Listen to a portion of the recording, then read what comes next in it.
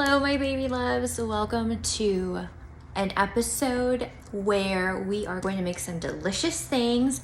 I got my order from Chamberlain Coffee and I'm so excited because I love making hot matcha in the mornings. But today we're gonna make an iced matcha, and that way if you wanna make it hot, you can just leave out the ice.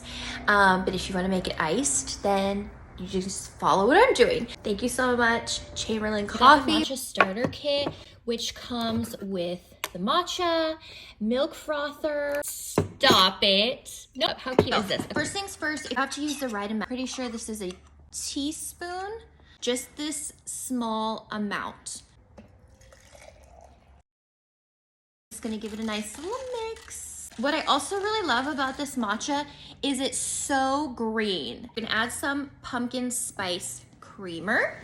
I mean, guys, come on, you knew that was coming, right? So this one is from Natural Bliss.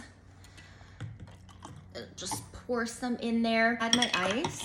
Lactose-free milk. I love this milk frother.